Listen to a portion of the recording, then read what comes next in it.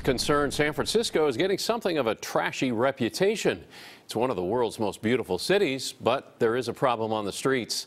KPIX 5's Devin Fehely shows us the impact on tourism's bottom line. There's not alarm, but there is certainly concern about how the city of San Francisco is viewed in the eyes of tourists, especially those coming from around the world.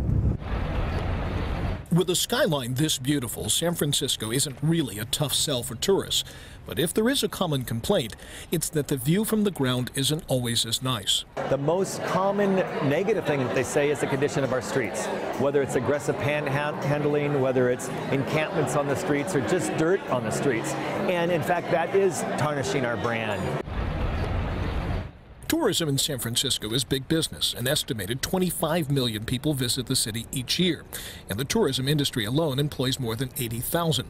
But they have experienced a slight slowdown recently. In part, San Francisco travel CEO Joe DeAlessandro says because international tourists worry the U.S. has become an unwelcoming place for foreign guests under President Trump, but also because of the conditions on the city's streets. Why does one of the wealthiest big cities in the wealthiest state in the wealthiest country have to have streets that are looking like this and people on the streets in this condition? And it's not acceptable, honestly, and we're failing as a society by not addressing this.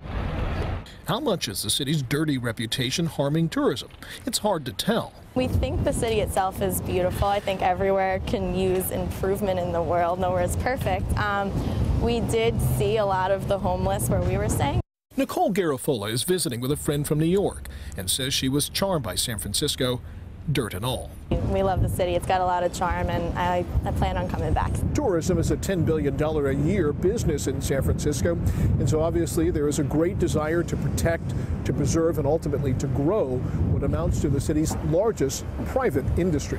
In San Francisco, Devin Fehely, KPIX 5.